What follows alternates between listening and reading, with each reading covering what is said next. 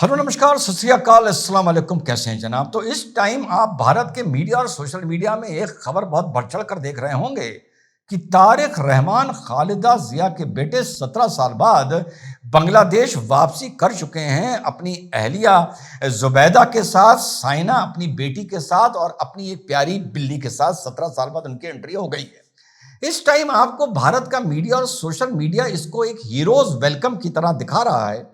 उसका मामला जो है वो रिबाउंड का है, क्योंकि यूनुस की अब भारत से नहीं पटती है, तो भारत का मीडिया इस टाइम तारिक रहमान की एंट्री को हीरोज वेलकम की तरह दिखा रहा है। क्योंकि मीडिया में या तो अकल नहीं है, या वो जाहिल है, वह मूर्ख है, या वो जानबूझ के मूर्ख बन जाता है।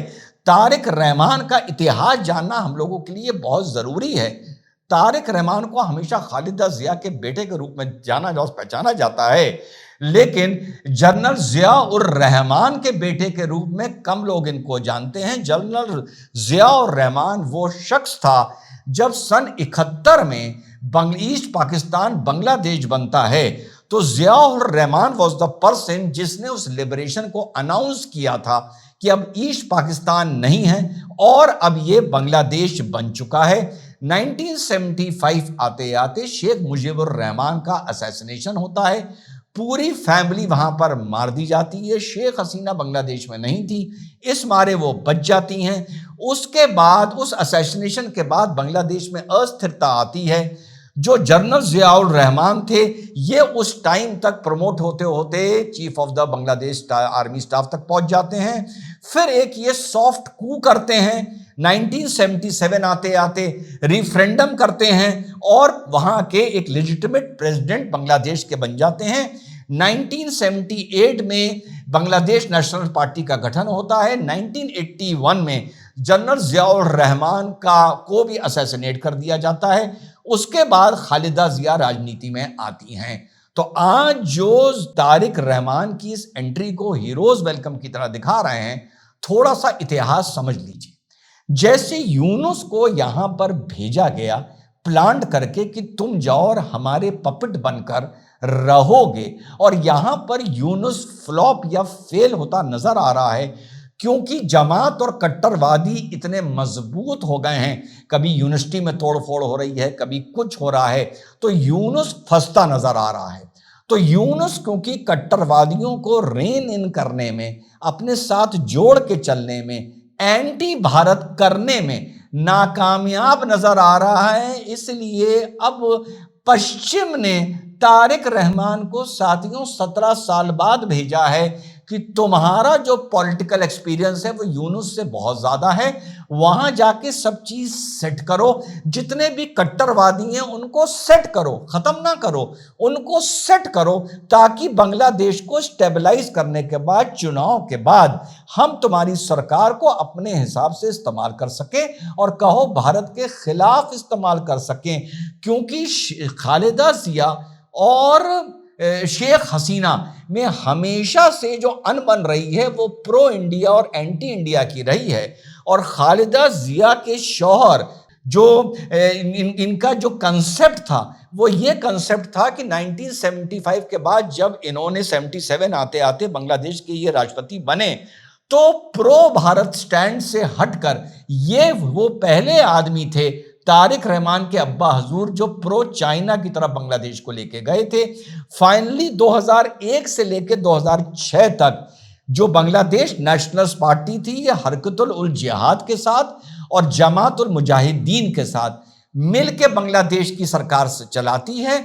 और इस टाइम मीडिया में मूर्ख खुश होने वाले जो तारिक रहमान के वेलकम को इस तरीके से बता रहे हैं मानो बहुत बड़ी जीत है या यूनुस की बहुत बड़ी हार है। इतना समझ लें कि 2001 से लेकर 2006 तक का जो बांग्लादेश का दौर था वो 1971 के बाद बुद्धिस्ट और हिंदूज को लेके वर्स्ट फेज था। 2001 से लेकर 2006 तक का खुले आम आतंक को बढ़ावा मिला था, एक्सट्रीमिज्म को, जिहादी मानसिकता को बढ़ावा मिला था।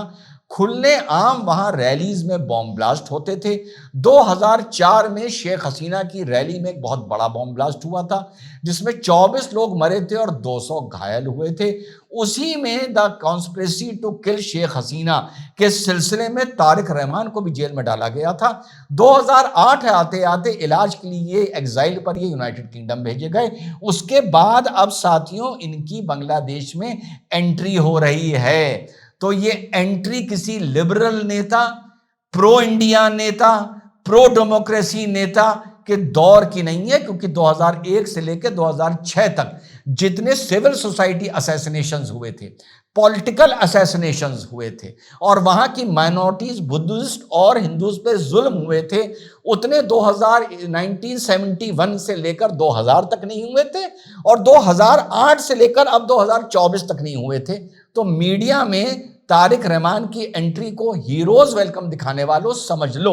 तो अब आने वाले वक्त में मुझे एक गंभीर एनालिस्ट के तौर पर, वो वाला एनालिस्ट नहीं जो कल से बता रहा है कि बांग्लादेश में एक बहुत बड़ा बॉम्ब ब्लास्ट हो गया, और जब पढ़ो तो पता चला कि एक फ्लाईओवर के ऊपर से एक सुतली बम मारा गया जिससे एक आदमी की वहां पर मृत्यु हुई है। कल रात से मीडिया दिखा रहा है कि बांग्लादेश में बहुत बड़ा बम विस्फोट। यह है बम विस्फोट की कहानी। तो अब एक गंभीर प्लेटफॉर्म के तौर पर हमें 2-3 चीजें देख के चलना होगा।